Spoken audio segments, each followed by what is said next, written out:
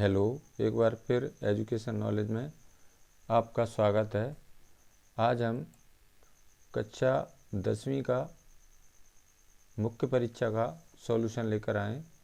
तो आप देख सकते हैं जी, आपका हाई स्कूल का पेपर हो चुका है और हाई स्कूल मुख्य परीक्षा 2025 है ना।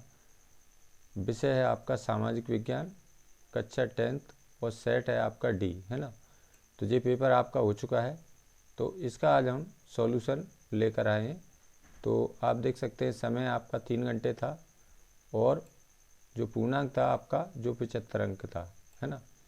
तो इसमें ये हिंदी मीडियम में मैंने इसका आंसर की बनाई है। तो इस वीडियो में आज हम नीचे चलते हैं, देखिए इसका सॉल्यूशन करेंगे। ये कुछ निर्देश थे और इसमें यहाँ पर आप देखेंगे तो प्रश्न क्रमांक 1 से हम प्रारंभ करते हैं। यहाँ पर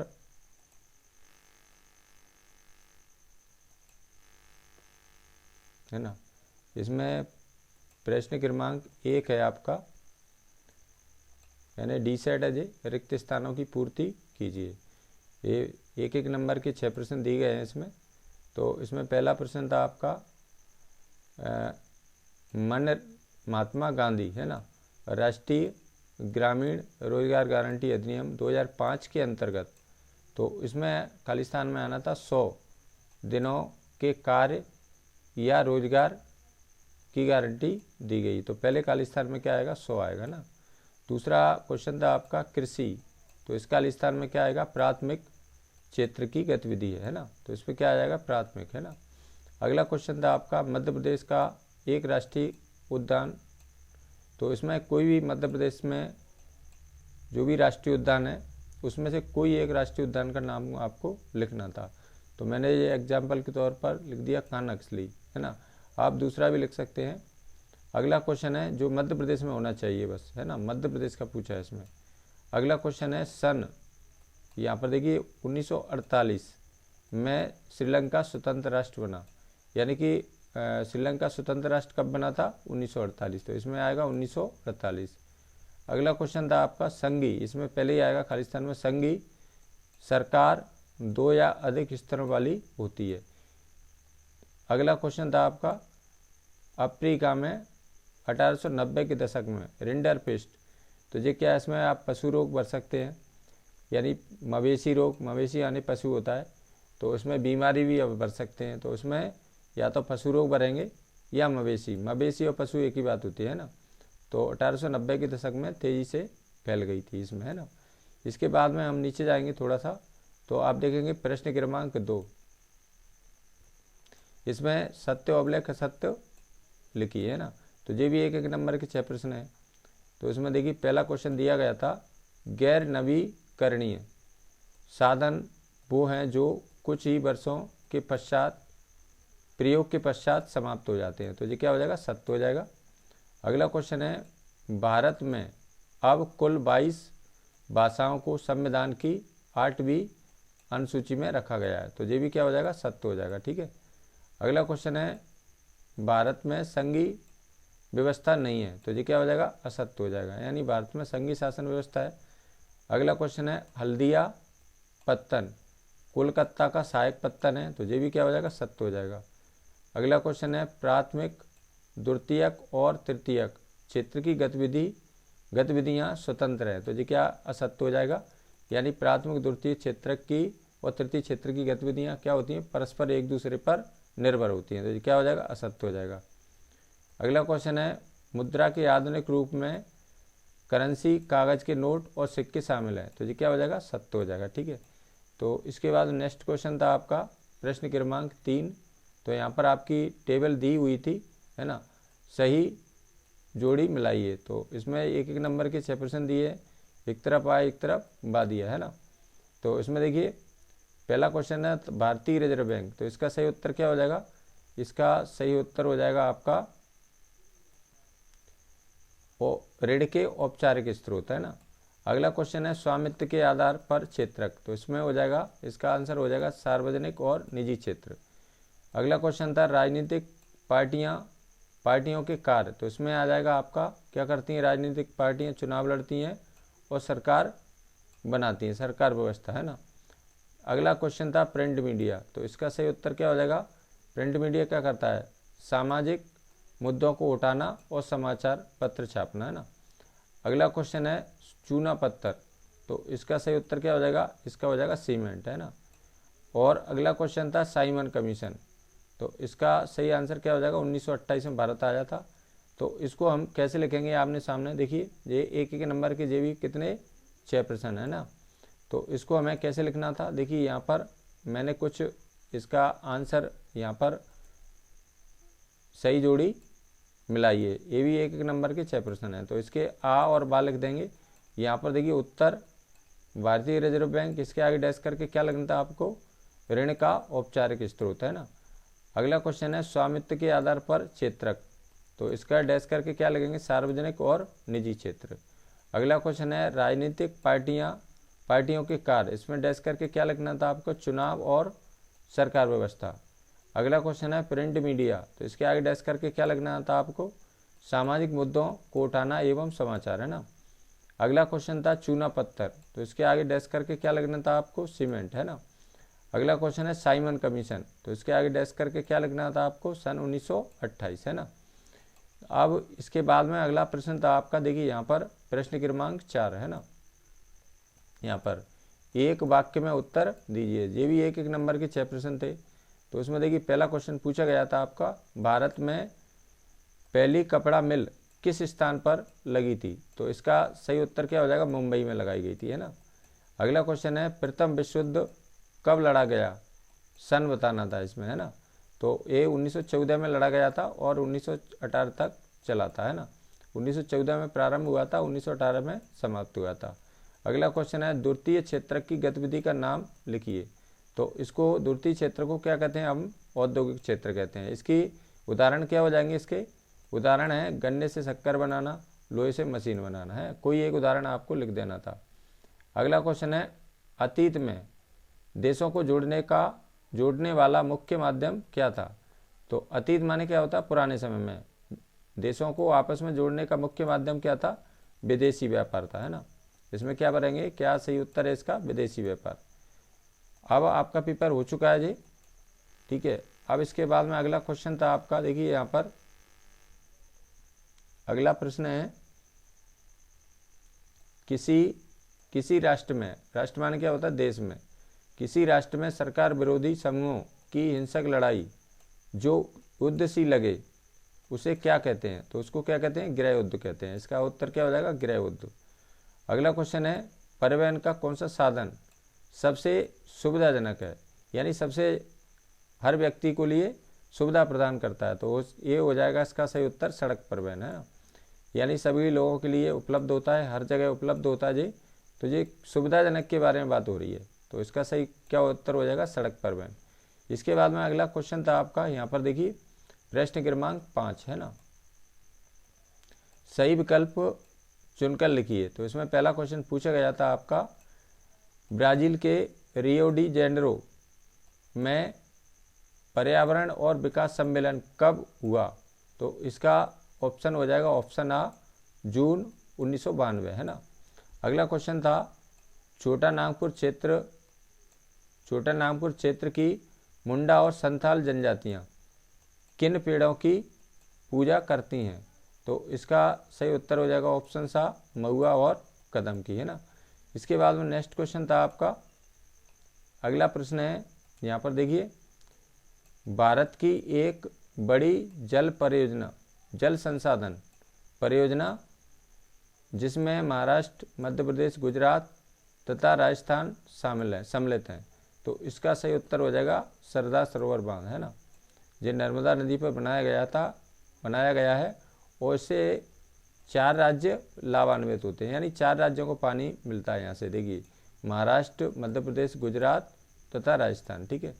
इसके बाद नेक्स्ट क्वेश्चन पूछा गया था आपका, यहाँ पर देखिए, यहाँ पर अगला क्वेश्चन है भारत की मुख्य खाद्यान्न फसल है। तो मुख्य खाद्यान्न फसल यानी सबसे ज़्यादा चावल को खाया जाता है ना।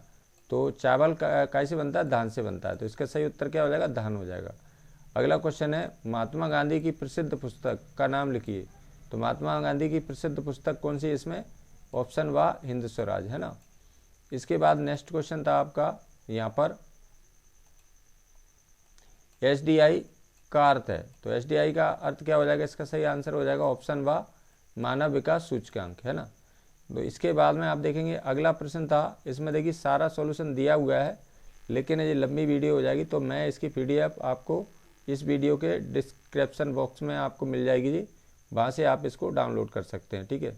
अगला क्वेश्चन था जू पैसे मैजनी कौन था? तो इसका आंसर ये दिया है। इसके बाद में अथवा वाला क्वेश्चन था आपका, इसमें देखिए 6 नंबर में 2 क्वेश्चन दिए हैं, यानी 6 से लेकर 23 नंबर के आपके 2-2 नंबर अथवा में दिए हैं। तो उसमें जो आपको आता है उसी प्रश्न को एक हल करना था, है ना। यानी कि अभी लेकिन मैंने दोनों आपके लिए सॉल्यूशन के रूप में आपको बनाए, है ना। कल्पनादर्श क्या है? ये दूसरा अथवा वाला क्वेश्चन था। इसके बाद में आप देखेंगे यहाँ पर अगला प्रश्न था आपका, देखिए अगला प्रश्न है 7 नंबर का। ये 2 नंबर के प्रश्न थे। जलियांवाला बाग हत्याकांड को 2 बिंदुओं के में दर्शाइए। तो इसमें से कोई भी 2 बिंदु आप लिख सकते हैं। इसके बाद में इसके अथवा वाला क्वेश्चन था, यहाँ पर देखेंगे आप, यहाँ पर अथवा में पूछा गया था आपका, तो बहिष्कार से क्या समझते हैं? तो इसका बहिष्कार की परिभाषा हो जाएगी जी, यानी किसी के साथ संपर्क रखने और जुड़ने से इनकार करना या गतिविधियों में हिस्सेदारी, चीज़ों की खरीद या इस्तेमाल से इनकार करना। तो ये 7 नंबर के 2 क्वेश्चन। इसके बाद में आप देखेंगे 8 नंबर का, है ना। 8 नंबर का पहला प्रश्न था रेशम मार्ग को 2 बिंदुओं में समझाइए। तो कोई 2 बिंदु, इसमें से कोई 2 बिंदु लिखना है आपको, है ना। इसके बाद में इसका अथवा वाला क्वेश्चन देखिए, यहाँ पर स्पिनिंग जेनी मशीन, है ना। तो स्पिनिंग जेनी मशीन आप देखेंगे, स्पिनिंग जेनी की 2 विशेषताएं लिखिए। तो spinning jenny machine James Hargreaves द्वारा 1764 में बनाई गई थी, है ना। इस मशीन ने कताई की प्रक्रिया तेज कर दी और मजदूरों की मांग घटा दी, है ना।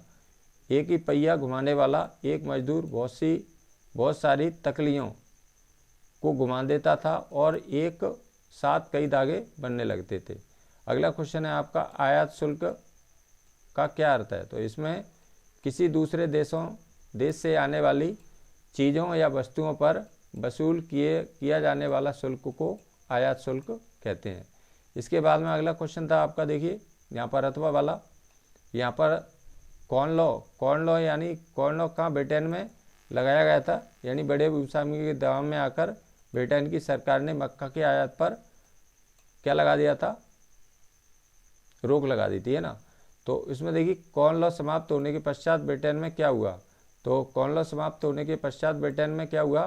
कॉर्न लॉ निरस्त या समाप्त हो जाने के बाद बहुत कम कीमत पर खाद्य पदार्थों का आयात किया जाने लगा, है ना। इसके बाद में दूसरा पॉइंट है इसमें आयातित खाद्य पदार्थों की लागत ब्रिटेन में पैदा होने वाले खाद्य पदार्थों से भी कम थी, है ना। अगला क्वेश्चन है ब्रिटिश किसानों की हालत बिगड़ने लगी क्योंकि वे आयातित माल की कीमत का मुकाबला नहीं कर सकते थे। अगला क्वेश्चन है विशाल भूभाग पर खेती बंद हो गई, हजारों लोग बेरोजगार हो गए, है ना। अगला क्वेश्चन है अगला पॉइंट है गांव से उजड़ कर वे या तो शहरों में चले गए या दूसरे देशों में चले गए। तो ये कारणों समाप्त होने के बाद में ब्रिटेन में क्या हुआ इसके बारे में। इसके बाद में आप देखेंगे प्रिंट मीडिया, छपाई या प्रिंट मीडिया का महत्व लिखिए। तो इसमें देखिए इसका आंसर इसी में दिया था आपने, छपाई या प्रिंट मीडिया का महत्व। इसमें आप कोई भी 2 पॉइंट आपको लिखना थे। प्रिंट मीडिया को विश्वसनीय और आधिकारिक माना जाता है। प्रिंट मीडिया को लंबे समय तक बार बार पढ़ा जा सकता है। प्रिंट मीडिया के जरिए लोग शिक्षित होते हैं। प्रिंट मीडिया के जरिए जागरूकता फैलाई जाती है और प्रिंट मीडिया के जरिए विज्ञापन दिए जाते हैं। तो इसमें से भी कोई एक प्रश्न आपको हल करना था। इसके बाद में देखिए अगला क्वेश्चन था आपका अथवा वाला। क्वेश्चन था महिलाओं पर मुद्रण का क्या प्रभाव लिखिए, है ना। तो क्या प्रभाव पड़ा महिलाओं का। इसके बाद में अगला क्वेश्चन था आपका, यहाँ पर देखेंगे भारतीय समाज के अनुसार आदर्श नारी के गुण लिखिए। तो क्या होना चाहिए आदर्श नारी के गुण। देखिए समाज के लिए आदर्श गृहिणी पहला पॉइंट। दूसरा है टीवी सीरियल निर्माताओं के लिए आदर्श दर्शक, और तीसरा पॉइंट है भाभी सास ससुर के लिए आदर्श दुल्हन, और अगला पॉइंट है फैशन उद्योग के लिए आदर्श सुंदरी, और नियोक्ता और पुरुष सहकर्मी के लिए आदर्श कर्मचारी। तो इसमें से कोई भी 2 पॉइंट लिख देंगे तो आपको 2 नंबर इसमें दिए जाएंगे। इसके बाद में आप देखेंगे अथवा वाला क्वेश्चन दिया गया था, यहाँ पर पूछा गया था, इसमें यहाँ से नारीवाद, इसमें पूछा गया था आपसे, यहाँ पर देखिए नारीवाद आंदोलन क्या है, तो औरतों के व्यक्तिगत और पारिवारिक जीवन में भी बराबरी की मांग उठाई। इस आंदोलन को नारीवाद आंदोलन कहा जाता है। इसके बाद में लोकतंत्र का इसमें महत्व क्वेश्चन नंबर 12 पे पूछा था। इसमें पहले तो इसकी परिभाषा लिख देते हैं हम। लोकतंत्र शासन का एक ऐसा रूप है जिसमें शासकों का चुनाव लोग करते हैं। जो कक्षा 9th में पढ़ा है। अब इसे देखिए, लोकतांत्रिक शासन पद्धति दूसरों से बेहतर होती है, यानी अच्छी होती है, क्योंकि यह शासन का अधिक जवाबदेही वाला स्वरूप है ना। लोकतंत्र कानून व्यवस्था को बनाए रखने में सहायता करता है। लोकतंत्र नागरिकों को जाति, धर्म या लिंग के आधार पर भेदभाव किए बिना समान अधिकारों की गारंटी देता है। तो इसमें लोकतंत्र का महत्व लिखना था। तो इसके बाद में अथवा वाला क्वेश्चन है, यहाँ पर देखिए अथवा वाला क्वेश्चन दिया गया था।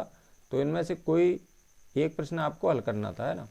यानी कि 12 नंबर के भी 2 अथवा में क्वेश्चन दिए गए, तो इनमें से कोई एक क्वेश्चन आपको हल करना था।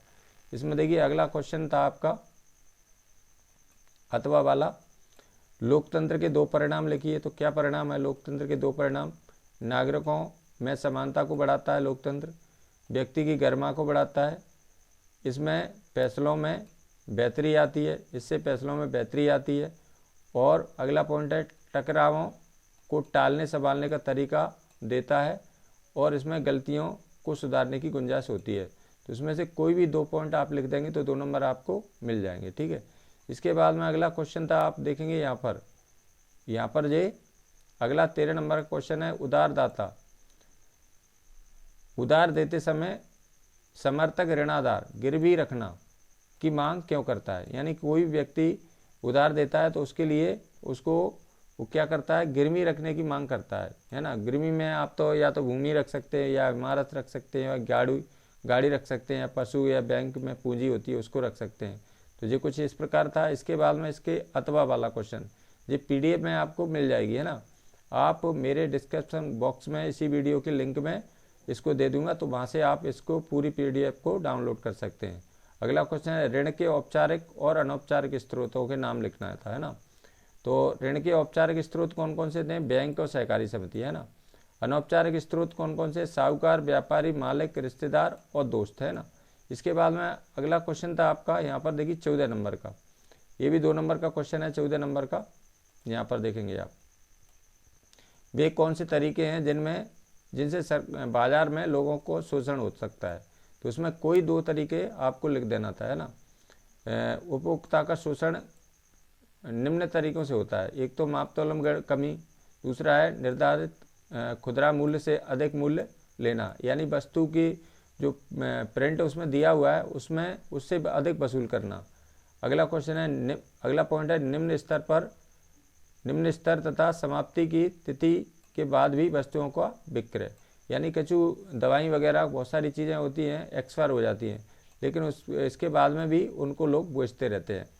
तो इसमें देखिए आप उन देखेंगे नहीं, जागरूक नहीं होंगे तो ये दिक्कत हो जाएगी, है ना। तो हमें समाप्ति तिथि लिख रही रहती है उस पर वस्तुओं पर, तो उसको देख लेना चाहिए, चेक कर लेना चाहिए, तभी उनको लेना चाहिए। अगला पॉइंट है इसमें वस्तुओं में मिलावट करना, यानी बहुत सारे लोग वस्तुओं में क्या करते हैं, मिलावट कर देते हैं। अगला क्वेश्चन है, वस्तुओं की गलत अथवा अधूरी जानकारी देना, है ना।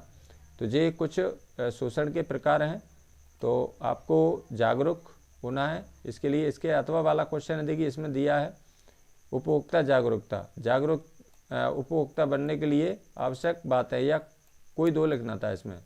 तो इसमें देखिए आवश्यक बातें क्या हो जाएंगे, अधिकतम संतोष प्राप्त करना, बचत की प्रेरणा, हानिकारक वस्तुओं के उपभोग पर रोक, उत्पादकों के शोषण से बचाव, है ना।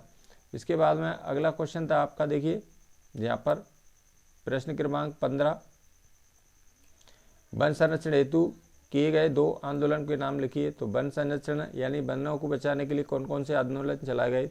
एक तो इसमें आंदोलन के नाम चिपको आंदोलन जो हिमालय प्रदेश में चलाया गया था, बीज बचाओ आंदोलन और नवदान आंदोलन, और संयुक्त वन प्रबंधन ये 1988 में इसको प्रारंभ किया है। इसके बाद में इसमें अथवा वाला क्वेश्चन देख लेते हैं इसमें, यानी कि वनों से हमें कौन कौन से प्रत्यक्ष लाभ होते हैं, है ना।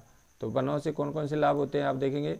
वनों से 2 प्रत्यक्ष लाभ लिखिए, महत्व लिखिए। तो वनों के 2 महत्व क्या हो जाएंगे। वनों से हमें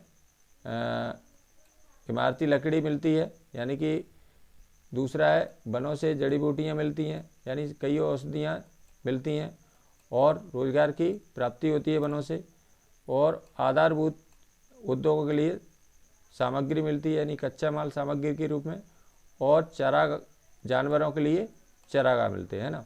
इसके बाद में नेक्स्ट क्वेश्चन था आपका, देखिए यहाँ पर 16 नंबर का प्रश्न था। इसमें 2 मोटे अनाजों के नाम लिखिए। तो कोई भी 2 मोटे अनाजों के नाम आपको लिख देना था, ज्वार बाजरा रागी, मोटे अनाज है जी।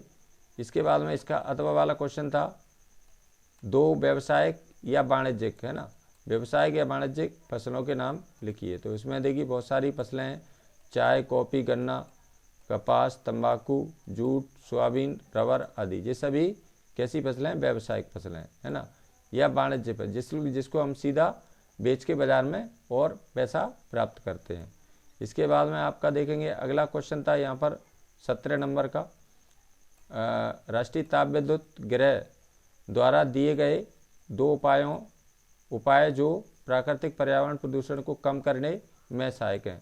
तो इसमें देखिए लंबा चौड़ा प्रश्न है जी। राष्ट्रीय ताप विद्युत यानी कि NTPC, इसको बोलते हैं नेशनल थर्मल पावर कॉरपोरेशन द्वारा दिए गया सुझाव, है ना। तो इसमें कुछ सुझाव दिए हैं जिससे पर्यावरण को हम बचा सकते हैं ना। तो इसमें देखिए कौन कौन से सुझाव हैं यहाँ पर। आधुनिकतम तकनीकों पर आधारित उपकरणों का सही उपयोग करके तथा विद्वान उपकरणों में सुधार। दूसरा है अधिकतम राख का इस्तेमाल कर अवशिष्ट पदार्थों का न्यून उत्पादन। तीसरा है पारिस्थितिकी संतुलन बनाए रखने के लिए हरित क्षेत्र की सुरक्षा तथा वृक्षारोपण के लिए प्रेरित करना, है ना। अगला है तरल अवशिष्ट प्रबंधन, राख युक्त जलीय पुनर्चक्रण तथा राख संग्रह प्रबंधन द्वारा पर्यावरण प्रदूषण को कम करना। अगला है सभी ऊर्जा संयंत्रों का पारिस्थितिकीय रूप से मॉनिटर तथा समीक्षा करना एवं ऑनलाइन आंकड़ों का प्रबंधन करना। इसके बाद में इसका अथवा वाला क्वेश्चन था आपका, यहाँ पर देखेंगे आप। यहाँ पर देखिए उद्योगों से कौन कौन सा प्रदूषण फैलता है। औद्योगिक प्रदूषण के कोई 2 प्रकार लिखिए। तो इसमें देखिए औद्योगिक प्रदूषण के प्रकार क्या हो जाएंगे, जल प्रदूषण, वायु प्रदूषण, ध्वनि प्रदूषण, तापीय प्रदूषण, है ना। तो ये सभी उद्योगों से फैलने वाला क्या है, प्रदूषण है। इसके बाद में इसमें से भी अथवा वाला, इसमें कोई एक प्रश्न आपको करना था। इसके बाद में आप देखेंगे यहाँ पर ये एक चित्र पूछा गया है आपको मृदा परिच्छेदिका, है ना। तो इसका क्या करना है, मृदा परिच्छेदिका का सचित्र वर्णन कीजिए। तो इसमें देखिए ऊपरी सक्रिय सस्तर की मृदा, फिर उपमृदा, अपक्षैत चट्टान है। देखिए आप ये बालू, गाद, सिल्ट व मृतिका, है ना। इसके बाद में इसमें चित्र बनाना था। इसमें अगला है आपका तीसरी लेयर क्या होती है मृदा की, अधः स्तरीय अपक्षैत आधारी चट्टान है। इसके बाद में नेक्स्ट वाली नीचे वाली क्या होती है, इसको कहते हैं अपक्षय रहित, है ना, अपक्षय रहित आधारी चट्टान है। तो ये मृदा परिच्छेदिका का क्या सचित्र वर्णन करना था आपको, है ना, इस चित्र बनाना था। इसके बाद में आप देखेंगे यहाँ पर कुछ प्रश्न पूछा गया था। मैं इसमें भारत की 3 मृदाएं एवं उनका क्षेत्र और एक विशेषता लिखना था। तो उसमें कौन कौन सी क्षेत्र में कौन सी मृदा पाई जाती है। तो भारत में 6 मृदा हैं। देखिए जलोढ़ मृदा, काली मृदा, लेटराइट मृदा, लाल और पीली मृदा, मरुस्थलीय मृदा और वन मृदा। तो इसमें देखिए भारत में 6 प्रकार की मृदा पाई जाती है। इसकी विशेषता आपको बताना आती है ना। तो जलोढ़ मृदा क्या होती है, जलोढ़ मृदा बहुत अधिक उपजाऊ होती है, जलोढ़ मृदा में रेत, सिल्ट और मृतिका के विभिन्न अनुपात पाए जाते हैं और संपूर्ण उत्तरी मैदान जलोढ़ मृदा से बना है। ठीक है, अगला है दूसरा है काली मृदा। इसके बाद में यहाँ पर देखेंगे दूसरा क्या हो जाएगा, काली मृदा। काली मृदा क्या होती है, इसमें देखिए काली मृदा की विशेषता बताना है। काली मृदा कपास की फसल के लिए सर्वोत्तम है, यानी सबसे अच्छी कपास की फसल होती है इसमें। अगला है काली मृदा में नमी धारण करने की क्षमता अधिक होती है और सबसे अधिक काली मृदा महाराष्ट्र में पाई जाती है। अगला है लेटराइट मृदा, है ना। लेटराइट मृदा अधिकतर गहरी तथा अम्लीय होती है। लेटराइट मृदा काजू की फसल के लिए उपयुक्त है, यानी सबसे अच्छी काजू की फसल होती है। यह मृदा भारी वर्षा से अत्यधिक निचालन का परिणाम है। तो इसके बाद में अगला क्वेश्चन, इसमें जो मृदा थी आपकी लाल या पीली मृदा। इस मृदा का लाल रंग लोह धातु के प्रसार के कारण होता है, यानी इसमें लोह धातु की मात्रा होती है। इस मृदा का पीला रंग जल योजन के कारण होता है। सबसे अधिक लाल और पीली मृदा कहाँ, उड़ीसा में पाई जाती है, यानी उड़ीसा राज्य में पाई जाती है। इसके बाद नेक्स्ट था आपका मरुस्थली मृदा। मरुस्थली मृदा का रंग लाल और भूरा होता है। ये मृदा रेतीली और लवड़ी होती है। सबसे अधिक मरुस्थली मृदा पश्चिमी राजस्थान में पाई जाती है। इसके बाद नेक्स्ट क्वेश्चन था, इसमें से कोई 3 मृदाओं को आपको लिखना था, है ना। वन मृदा। वन मृदा पहाड़ी और पर्वतीय क्षेत्रों में पाई जाती है। ये मृदा दोमट और सिल्टदार होती है। इस मृदा के गठन में पर्वतीय पर्यावरण के अनुसार बदलाव आता है। ठीक है, इसके बाद में इसमें देखिए अगला प्रश्न था आपका यहाँ पर, भारत में पर्यावरण निम्नीकरण की रोकथाम कैसे कर सकते हैं ना। तो इसमें देखिए कारखाने द्वारा निष्कासित 1 लीटर अपशिष्ट से लगभग 8 गुना स्वच्छ जल दूषित होता है। यानी जो कारखानों से निकलने वाला जो अपशिष्ट पदार्थ होते हैं, 1 लीटर अपशिष्ट पदार्थ से 8 गुना, यानी 1 किलो अपशिष्ट पदार्थ निकलेगा, उससे 8 किलो स्वच्छ पानी क्या हो जाएगा, दूषित हो जाएगा। तो उसमें क्या क्या उपाय करना चाहिए भारत में पर्यावरणीय निम्नीकरण की रोकथाम। विभिन्न प्रक्रियाओं में जल का न्यूनतम उपयोग तथा जल का 2 या अधिक उत्तरोत्तर अर्थव्यवस्था में पुनर्चक्रण द्वारा पुनः उपयोग। दूसरा है जल की आवश्यकता पूर्ति हेतु वर्षा जल संग्रहण। तीसरा है नदियों व तालाबों में गर्म जल तथा अवशिष्ट पदार्थों को प्रवाहित करने से पहले उनका शोधन करना, है ना, यानी उसको शुद्ध करना। तो इसके लिए शोधन के लिए कौन कौन से हमें किस किस के द्वारा शोधन किया जा सकता है, देखिए औद्योगिक अपशिष्ट शोधन 3 चरणों में किया जा सकता है। एक तो आंतरिक साधनों द्वारा प्राथमिक शोधन, दूसरा है जैविक प्रक्रियाओं द्वारा द्वितीय शोधन और तीसरा है जैविक रासायनिक तथा भौतिक प्रक्रियाओं द्वारा तृतीय शोधन। तो इसमें आपको कितने पॉइंट लिख रहा, 3 नंबर का क्वेश्चन था जी। तो इसमें कोई 3 पॉइंट आपको यहाँ पर ऊपर वाले लिख देने थे। इसके बाद में अगला अथवा वाला क्वेश्चन है आधारभूत उद्योग, है ना। उदाहरण देकर समझाइए। तो इसमें देखिए वे उद्योग जिनके उत्पादन या कच्चे माल पर दूसरे उद्योग निर्भर रहते हैं आधारभूत उद्योग कहलाते हैं। इसमें उदाहरण है लोहा इस्पात उद्योग, प्रगलन उद्योग, एल्युमिनियम उद्योग आदि, है ना। इसके बाद में अगला क्वेश्चन था आपका 20 नंबर का।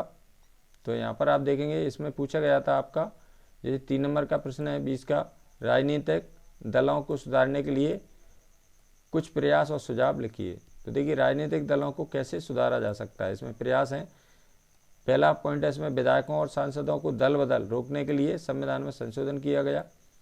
दूसरा है उच्च न्यायालय ने पैसे और अपराधियों का प्रभाव कम करने के लिए एक आदेश जारी किया है। तीसरा पॉइंट है इसमें चुनाव आयोग ने एक आदेश के जरिए सभी दलों के लिए सांगठनिक चुनाव कराना और आयकर का रिटर्न भरना जरूरी बना दिया है। अगला पॉइंट है इसमें राजनीतिक दल महिलाओं को एक खास न्यूनतम अनुपात में करीब 1/3 टिकट जरूर दें।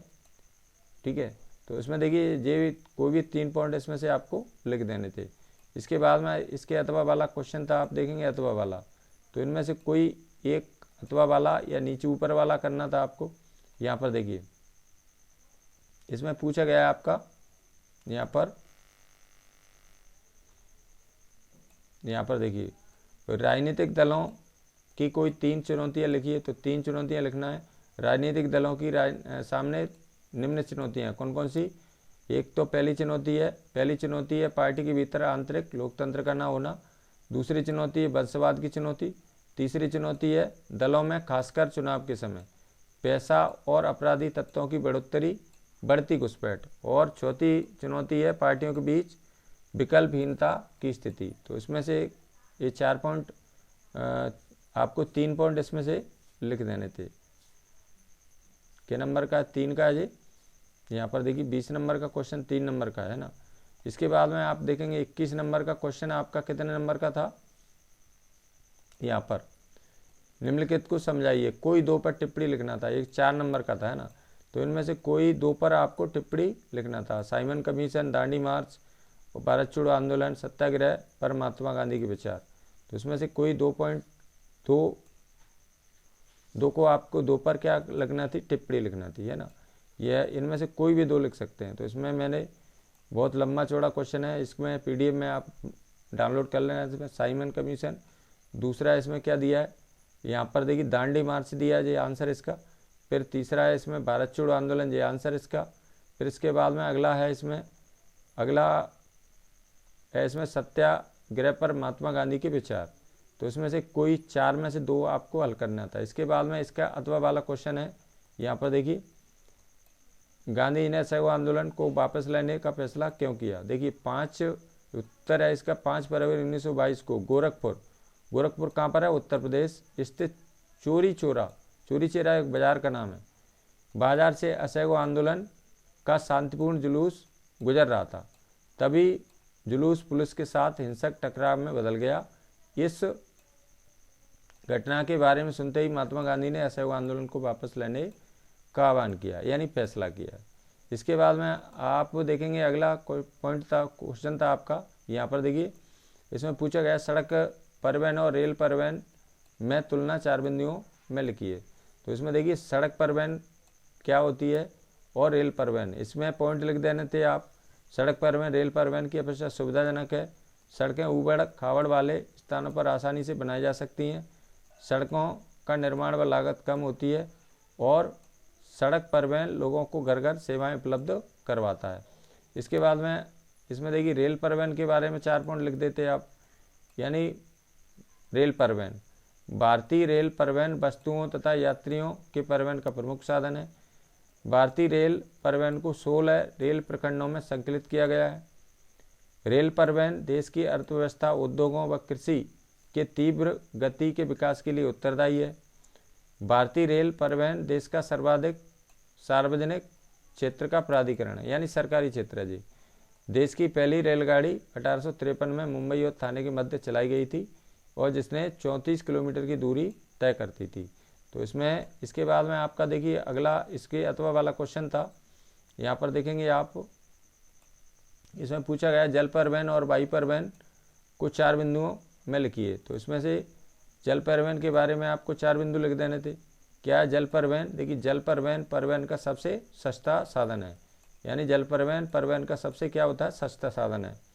दूसरा है देश का 95% विदेशी व्यापार, देश का 95% विदेशी व्यापार समुद्रों द्वारा ही होता है, ठीक है। यानी कि लगभग मुद्रा के रूप में हमें 68% मुद्रा यहाँ से प्राप्त होती है, ठीक है। अगला क्वेश्चन है भारत में अंतःस्थलीय नौ संचालन जलमार्ग की लंबाई कितनी है? 14,500 किलोमीटर लंबा है। अगला पॉइंट है यह भारी व स्थूल का है। भारी माने क्या होता है? भार हैवी, और स्थूल माने छोटी वस्तुओं को ढोने में अनुकूल है। और यह परिवहन साधनों में ऊर्जा सक्षम तथा पर्यावरण अनुकूल है। इसके बाद में इसका अथवा वाला आप देखेंगे। यहाँ पर देखिए इसमें वायु परिवहन के पॉइंट लिखना थे आपको, ये अथवा वाला नहीं है। यहाँ पर देखिए वायु परिवहन के बारे में थोड़ा सा जान लेते हैं हम। वायु परिवहन तीव्रतम, आरामदायक व प्रतिष्ठित परिवहन का साधन है। वायु परिवहन का राष्ट्रीयकरण 1953 में किया गया था। एयर इंडिया घरेलू और अंतर्राष्ट्रीय वायु सेवाएं प्रदान करती है। इसके द्वारा अति दुर्गम स्थानों जैसे ऊंचे पर्वत, मरुस्थलों, घने जंगलों व लंबी समुद्री यात्रा को सुगमता से पार किया जा सकता है ना। यानी सरलता से, सुगमता या सरलता से। अब अगला पॉइंट है इसमें पवन हंस हेलीकॉप्टर लिमिटेड सेवा है, यानी कि ये प्राइवेट है। पवन हंस एक हेलीकॉप्टर सेवा है लेकिन प्राइवेट है, जो दुर्गम भूभागों में सेवाएं उपलब्ध करवाता है। तो इसमें से कोई भी 4 पॉइंट आपको लिख देना था। इसके बाद में आप देखेंगे अगला क्वेश्चन था आपका 23 नंबर का। तो यहाँ पर आप देखेंगे इसमें पूछा गया था आपसे कि दिए गए भारत के मानचित्र में निम्नलिखित को दर्शाइए। तो इसमें पूछा है मुंबई आई, तो इसको आपको यहाँ पर दिखाना था। यहाँ पर देखिए ये मुंबई आई मैंने यहाँ पर आपको दिखाना था। दूसरा है दिल्ली, दिल्ली हमारे देश की राजधानी है, वो यहाँ पर दिखाना था। यहाँ पर देखिए ये मैंने दिखाया है, यहाँ पर देखेंगे आप। ये अगला है आपका, यहाँ पर देखिए सबसे पहले आपको क्या दिखाना था, यहाँ पर देखें मुंबई आई। तो मुंबई आई कहाँ दिखाएंगे आप, यहाँ पर देखिए ये मैंने यहाँ पर दिखाया है, ठीक है। यहाँ पर ये पॉइंट आपका लगा हुआ है। फिर दिल्ली, दिल्ली हमारे देश की राजधानी है, इसको वहाँ पर यानी कि हरियाणा और इधर उत्तर प्रदेश की बॉर्डर पर इसको दिखाना था। फिर अगला है रानीगंज, कोयले की खदान है, इसको हम कहाँ दिखाना था हमें, पश्चिम बंगाल में, है ना, आप देखेंगे यहाँ पर। फिर तूतीकोरन, तूतीकोरन क्या है, ये पत्तन है, तो इसको हमें तमिलनाडु के तट पर दिखाना था। यहाँ पर देखिए तूतीकोरन, ठीक है। यहाँ पर देखिए मुंबई आई, यहाँ पर दिखा देंगे मुंबई आई, ये हो जाएगा आपका। दिल्ली, दिल्ली हमारे देश की राजधानी, यहाँ पर दिखाना था। फिर रानीगंज, रानीगंज क्या है, ये कोयले की खदान है, इसको पश्चिम बंगाल में दिखाना था। इसके बाद में यहाँ पर देखिए तूतीकोरन, तूतीकोरन एक पत्तन है, इसको हमें तमिलनाडु के तट पर यहाँ पर दिखाना था। तो इसके बाद में अथवा वाला क्वेश्चन है, या तो ऊपर वाला करते आप या नीचे वाला किया होगा आपने। इसके बाद में अथवा वाला देखिए यहाँ पर देखिए दूसरा प्रश्न था आपका, दिए गए भारत के मानचित्र में निम्नलिखित को दर्शाइए। तो क्या है इसमें, डिगबोई, डिगबोई, गोवा, दुर्ग और लक्षद्वीप, इस 4 स्थानों को आपको दिखाना था। तो इसमें देखिए यहाँ पर देखेंगे आप, ये डिगबोई, डिगबोई क्या है जी, ये पेट्रोलियम पदार्थ निकाला जाता है जो असम में स्थित है, यहाँ पर मैंने दिखाया है यहाँ पर। फिर इसके बाद में गोवा, गोवा यहाँ पर स्थित है, यानी कि अरब सागर के में स्थित है जी, अरब सागर के बॉर्डर पर। इसके बाद में दुर्ग, दुर्ग क्या है जी, छत्तीसगढ़ में, यहाँ पर आप देखेंगे यहाँ पर दिखाया है मैंने। और लक्षद्वीप, लक्षद्वीप कहाँ दिखाएंगे जी, 9th में खूब पढ़ा है आपने, तो यहाँ पर इसको दिखाना था। तो ये थी एक सॉल्यूशन आपका कक्षा 10 का जो मुख्य परीक्षा आपकी हुई है उसका सॉल्यूशन था। तो मुझे आशा है यह पेपर आपका सभी बच्चों का अच्छा गया होगा और पेपर सरल आया था। और इसमें मैं आपके लिए डिस्क्रिप्शन बॉक्स में ये PDF के रूप में आपको वहाँ से इसको डाउनलोड कर सकते हैं। यदि आपको यह वीडियो अच्छी लगी हो तो लाइक करें, अपने मित्रों के साथ इसको अवश्य शेयर करें और इसको डाउनलोड करके आपको सबको देख लेना है, सभी छात्रों को। बेस्ट ऑफ लक, हमारी तरफ से शुभकामनाएं आपके साथ हैं। और यदि आपको ठीक लगता है वीडियो तो इसको लाइक, शेयर और सब्सक्राइब चैनल को ज़रूर करने की करें। धन्यवाद। Best of luck.